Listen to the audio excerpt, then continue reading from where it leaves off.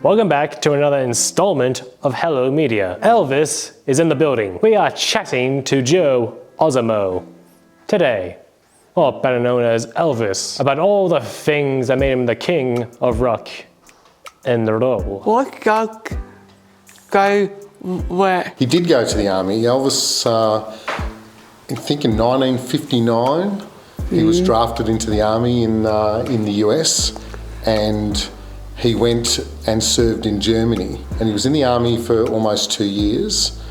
But during those 2 years, they'd had some songs recorded, and they slowly released some of those songs while he was away, because Elvis was really worried when he went into the army that they would forget who he was and that he'd lose his popularity and his career would be finished.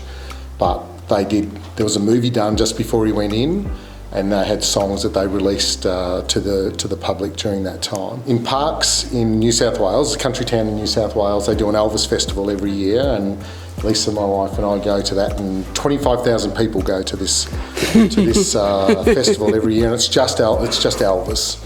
And this year we met a lady who met Elvis in Germany. She's a 90-year-old. She's now living somewhere in country New South Wales, about an hour away from Parkes. And she said that Elvis was dating a friend of hers during that time, and she'd had a child, and she would cook in Elvis's kitchen in Germany, but she didn't know who Elvis was. She didn't know he was famous until she came to Australia, and then realised that Elvis was this famous person that she'd been just hanging out with and cooking in his kitchen in Germany, because Elvis had a house off base. Even though he was in the army, they let him have a house off base because he brought his family and friends over to stay there with him. Why are you king of roll? I think Elvis was called the king of rock and roll because he was probably the first one that brought the really sort of rock, dancey music to wide-stream audiences in America initially, and then sort of more broadly to the world. So he started off with songs like, Blue Suede Shoes and Hound Dog and things like that. And early in his career, when they filmed Elvis, they didn't like the way that he danced and moved. And so when he went on TV the first time, they only let him go on TV, but said they were only going to film him from the waist up. They didn't want to see his legs moving because they thought that there was something bad about that. And but he won people over with his music, and he was he danced because he felt the music. He learned to dance, and he learned to sing. He learned gospel music first. Was his first introduction to music, and he grew up in a black housing community, even though he was a white family. So he learned that that they danced and sang their gospel music, and he loved gospel music more than anything. So he started off doing that rock and roll stuff, but then also he stopped doing that and went into the movies. He thought his career was going to be ended, his musical career was going to be ended when the movies finished. But then he came back and did what they call the '68 comeback special, and that reinvented him again as a rock and roll singer, and that started his music career again, because he basically had not performed for about 8 or 9 years live between 1961 and 1968, I think. And then he sort of reinvented himself again, into the 70s. So he started doing shows. He started wearing outfits like this, jumpsuits, and so he did Las Vegas, spent lots of time in Las Vegas, and then lots of time just performing around the US. So, Elvis, do you eat fried peanut butter and banana sandwiches? I don't eat them regularly, Lockie, but I have eaten one, and I'll tell you where I ate it. I actually ate it at Graceland, where Elvis's house was. So Elvis bought Graceland in the late 1950s, and that's now the most visited home in the United States, and still belongs to the Presley family. So when you go to Graceland to have a look and see where Elvis lived, they have over the road from that, they have an area where they've got sort of restaurants and cafes, and actually serve some of the foods that Elvis liked. So you can get the peanut butter and banana sandwich there, and if you're an Elvis fan, you have to try it at least once. And peanut butter and banana is a pretty good flavour combination if you ask me. So I don't know that I should eat too many of them, as you can tell.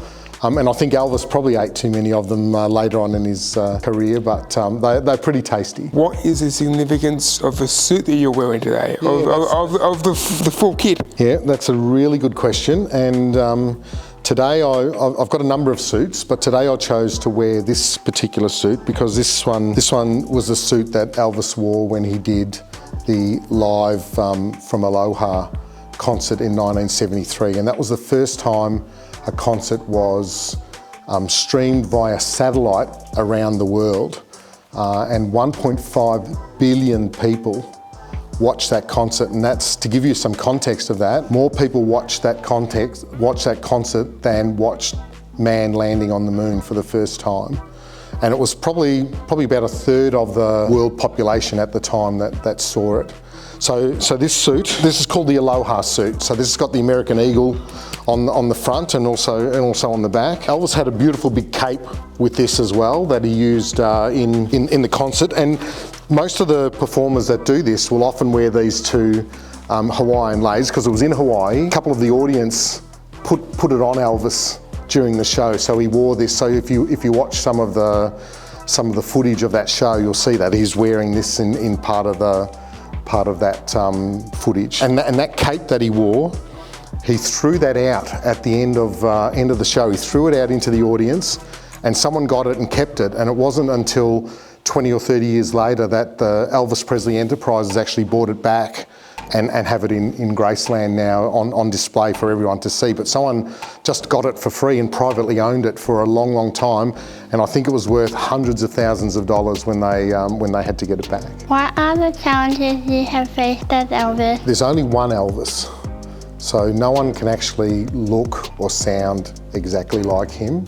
So people like me, we don't call ourselves impersonators, we call ourselves tribute artists. So what we really try and do is pay tribute to Elvis and try and sing the songs the way he sang them, and then of course dress the way he dressed, move the way he moved, although I'm too old to do all the shaking of the hips and things like that. The young Elvises do lots of that. And then to really try and connect, I guess sing like Elvis as much as you can, knowing that no one really sounds like Elvis. So it's been a bit of a journey. So if I look back at some of my earlier recordings and what I was wearing and what I looked like, you know, I'd sort of go, oh, that must have been terrible to look at, where now I'm sort of, you know, I'm wearing better outfits. I've got tailored clothes now.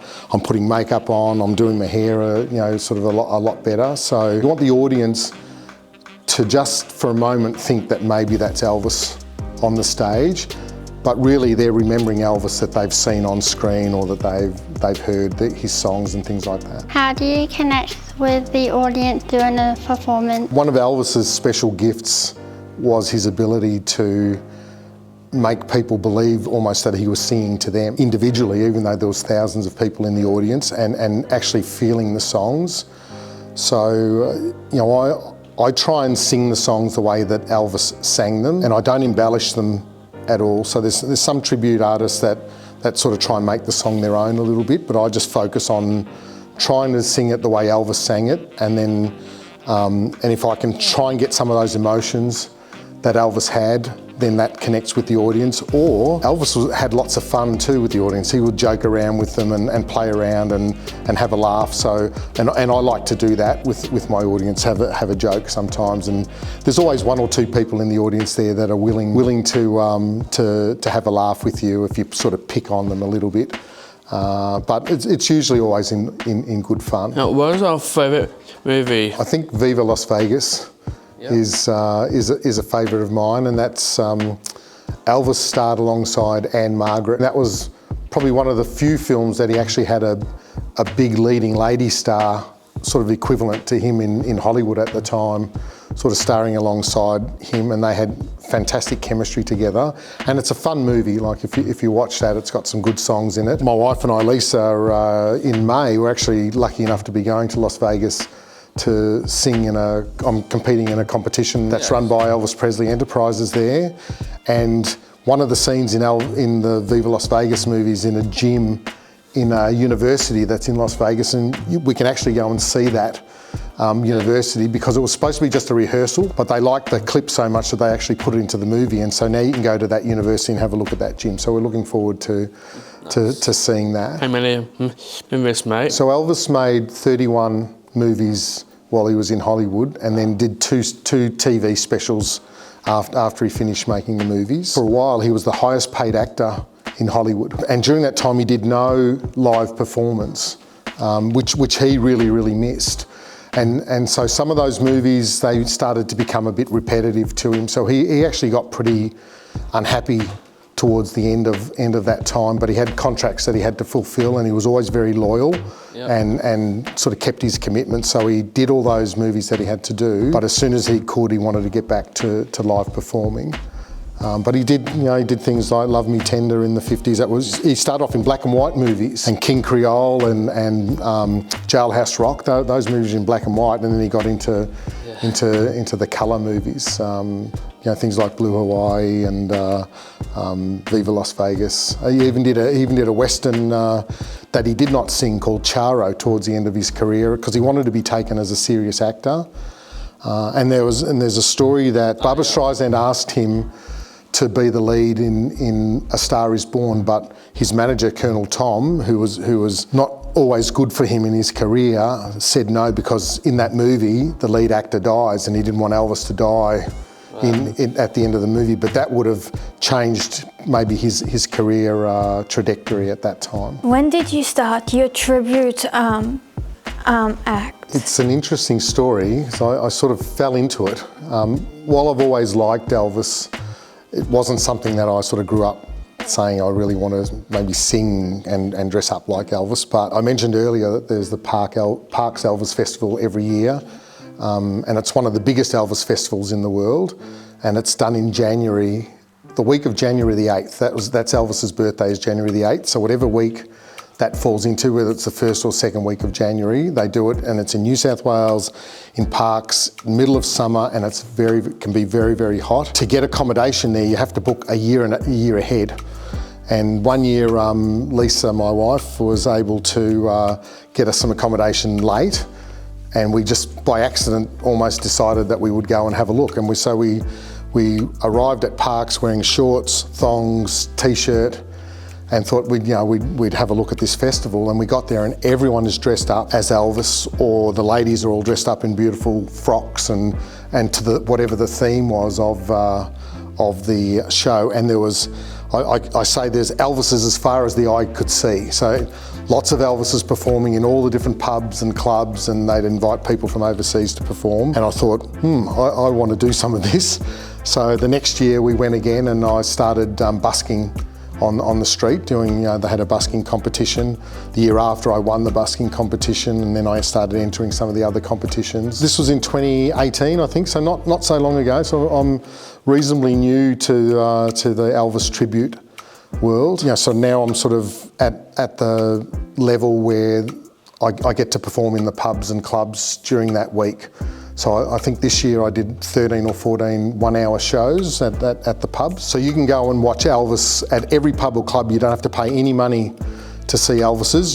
There's just Elvises going on, but then they have the people from overseas, the really professional Elvis tributes that you could buy tickets for to see their shows, and some of the Australian guys. But people like me are at the level where I get paid a little bit, not a lot, but I get paid a little bit. But those, all the patrons can watch Elvis for free during that week, which is it's just a really happy festival. Do you enjoy doing your tribute? The more and more I get into it, the more I guess I dress up and sort of look the part. I do really enjoy it because I do enjoy singing lots. I'm in a covers band as well that doesn't do any Elvis, so I get to explore other music. So I'm not just fanatical about doing Elvis, but it's like any hobby that once you really get the bug bites you and that you really like it, it's hard to sort of put down, and then you're always constantly trying to go, well, how can I be better, or what can I do next? And as I said, so my next big thing now is I've been accepted to compete in Las Vegas, which was where Elvis restarted the third part of his career. So very excited to be going there and doing that. Do you have any pets? I do, yeah. We have We have a beautiful groodle called Bailey. Next time we come and do something, if you guys are okay with pets, because she's pretty cool to hang around, lots of people will bring her along with us.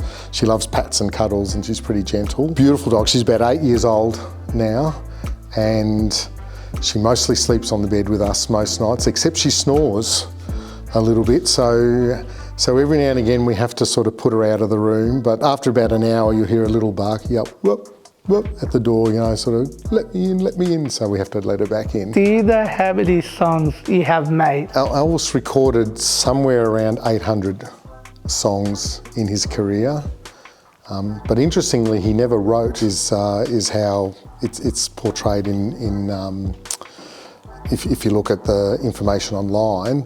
But Colonel Tom Parker was such a keen businessman that every time someone brought a song to Elvis to sing, he would insist that Elvis get writing credits with it as well, because they made some money out of doing that. So you'll see Elvis's name on lots of songs, but he actually never wrote a song himself. But he did lots of covers, and one of his special gifts was he could take any song and make it his own. So even if it was a hit for someone else, he could turn it into another hit.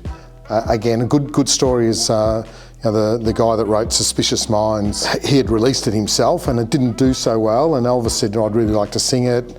They said, well, we'll have to get co-writing. And the gentleman that wrote it said, no, I'm not going to do that. But then he agreed, and he made lots of money out of Elvis actually releasing that song. It became one of his biggest hits. And what was your favourite song to perform? So out of 800, it's pretty hard to pick one. So then I get asked this question all the time, and everyone says you must have one favourite song. And the reality is I'm learning new Elvis songs all the time. So I'll hear, I'll either watch some YouTube clips or something and go, oh, I haven't heard Elvis sing that song and that's pretty cool. Or start thinking about, I don't really know many gospel songs, so I'll start listening to Elvis's gospel songs and hear a couple that I go, I really like that particular one. Because Elvis did gospel, he did rock, he did country, and he did pop. So he was, I think, inducted into the Hall of Fame in all of those genres in the US. But if I had to pick one song that I think had maybe more meaning to Elvis than any other song that he did, would be a song called If I Can Dream. And did you say he did country and pop? Country and pop, yeah. So. Do you know where that came from as well? Well, you're going to tell me. It sounds like you know where that came from. No, I don't. The pop was obviously, during the movies, they were sort of more pop type songs. His early songs were really rock and roll. He loved gospel, so that was his first love. So that's why he did gospel albums. Some of his biggest hits, like In the Ghetto, are called country. So I guess it's how you define what's country versus what's pop. But he was, I'm pretty sure he's inducted into Hall of Fame for all of those genres. So Elvis Presley was a big fan of cheeseburgers, right? He had a big appetite, and early on in his career, because he was doing so many shows and put so much energy into his shows, he could pretty much eat whatever he wanted. And so there's stories of him being able to eat 5, 6, 7 hamburgers at a time without a problem and not putting on any weight. But of course, as we all get older and things slow down a little bit, he did start putting on weight as he got a little bit older, and and he got a little bit unwell, of course, from not eating good foods. Like, you can't just live off hamburgers and peanut butter sandwich and banana sandwiches, right? So. Is that your natural hair, or did you style it to look more like Elvis? This is my natural hair, and it's mostly my hair colour. Actually, at the moment it is my hair colour because I haven't dyed it, but I do, when I'm doing shows, if I have performances coming up, I will dye my hair a little bit more jet black. It's pretty dark now, but Elvis had really jet black hair. Because he was a blonde. When he was young, he was a blonde, yeah, for sure. And he started dyeing his hair as he got older. And he dyed it apparently to be, because his mother had jet black hair, so he dyed it. He was very close to his mother, and also Priscilla, who he married, he got her to dye her hair very jet black. So this is my own hair, and I've sort of trying to grow it so that I can style it to look a little bit like Elvis in this. So I do more Elvis in the 70s. So he had, in the 50s, he had short hair and short sideburns with the curl at the top. Then in the movies, they sort of gelled it up, and it was sort of high but very sort of nicely styled. And then as he got into the 70s, he started growing his hair, started growing the big sideburns. So these are my own sideburns as well, but my natural beard is a bit grey. So I've actually coloured this up today so that it doesn't look grey, so you guys get the get the feel of Elvis, but lots of the other tribute artists wear wigs and stick on sideburns. So lots of them are lucky enough to have their own hair that they can style, so they end up putting a wig on and putting their stick on their sideburns for their shows. I don't have as beautiful a head of hair as Elvis did, and he had a really good hairline that went straight across and up, and mine doesn't. Mine sort of disappears a little bit on the side. So if you look really closely, you'll see that I've put some black makeup in to fill the little bits of my hair a little bit there, just to look a little bit more authentic. Close up you could see it, but when I'm on stage and you're an audience looking at it, you wouldn't see that I've done that, but it just rounds out my look a little bit more. But it's a bit of a double-edged sword because I can't take my sideburns off or take my hair off when I'm out in the street. So if I'm walking around with these sideburns, I go, "Hey Elvis, hey Elvis." Where did you get your suits made? So there are a number of suit makers around the world. My first suits actually were bought off other tribute artists, so there is a market for second-hand suits, but they often don't fit you as well because you're relying on someone sending you a suit that was made for them, and they send you the measurements, and you sort of what arrives sometimes doesn't always fit well. But luckily Lisa, my wife, does some sewing, so she sometimes takes suits in or out for me. But as I've got more and more involved in this, I've started having my own suits made. So this particular one was made in the UK by a lady named Leslie Dorian, and she does Elvis suits. But the biggest companies that make them, there's one in the US called B&K Enterprises, and there's another one called Pro Elvis Jumpsuits out of Canada, and then there's another one in Thailand, in Phuket, called AJM Jumpsuits. And I've been getting my suits made from him because Lisa and I have been visiting Phuket to go on holiday, and at the same time we've been going to get measured for suits. Plus he has an Elvis band, so when I go to Thailand now, we do a show. You could go and see the show and then go and enjoy it. Yeah, so I actually go and sing with him and his band somewhere in one of the pubs or the clubs there. But it does take a long time. So if you order a suit today, it will take somewhere between 6 and 12 months to get that suit delivered to you, because they take a long time to make, and as you can imagine, they're reasonably expensive, and they're reasonably heavy as well. And they're pretty. So later in Elvis's career, he started wearing embroidered suits. So this one's all sort of diamantes and sort of metal studs and things like that. But his later suits were embroidered, and they were much more comfortable and lighter. So things like the peacock suit is an embroidered suit. It's got diamantes on it, but not as many. So I have a dragon embroidered suit because I love dragons. So that was my first embroidered suit that I got. But so lots of different suit makers around, but there's big market in the second-hand suits because people either lose weight or gain weight, and once that suit doesn't fit you anymore, you're better off selling it rather than leaving it in your cupboard. We need to know, how many times have you been to Las Vegas now? So I've been to Las Vegas a few times, and 3? Probably maybe 4 times so far, and only one of those, or twice of those, has been holidays. A couple of times it's been for work in the previous jobs that I had, went to conferences there. So Lisa and I went for our 20th wedding anniversary. We had a few days in Las Vegas, and we actually went to the Elvis Chapel and got an Elvis tribute guy to renew our vows for us. So we had Elvis sort of marry us in Las Vegas, which is something that lots of people like to do. It's cool. It was pretty cool. It was pretty cool. How many costumes? There's jumpsuits. There's one of group of Elvis's costumes, and I've probably got about 10 different jumpsuits. And as I mentioned earlier, this one's called the Aloha jumpsuit, but all these jumpsuits have got their own names. One of Elvis's favourite jumpsuits was the peacock jumpsuit, where he's got a beautiful embroidered peacock on the front of a white suit. He wore white suits, blue suits, some black suits.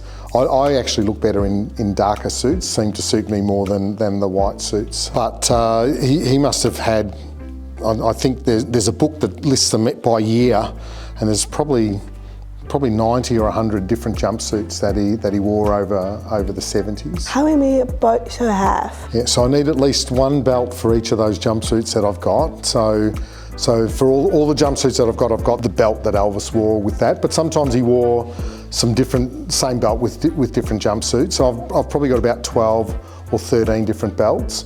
But there's one that he wore lots, which was a gold belt that you might see him wear sometimes on stage, sometimes when he was just out. It's my favourite colour too. The gold? Yes. Yeah, so he was given that belt when he was performing in Las Vegas by the management of the hotel. I think it was the International Hotel or the Hilton. It's sort of, he did those two hotels, and whether it was a change of name, I don't know, but they gave him a gold belt that said world champion on it, like a boxer's belt, because he had the most people buy tickets over his 5 or 6 week stay when he did his shows in Las Vegas every year. It's my favourite.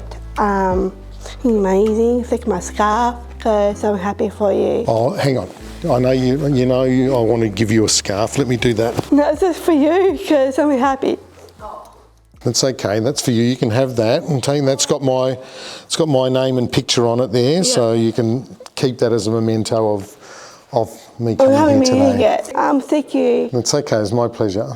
My pleasure. What a great chat. We all learned something today, and we hope that answers all of your wonders. Thank you, Elvis. Ladies and gentlemen, Elvis has left the building. Gonna set my soul on fire. I gotta hold on.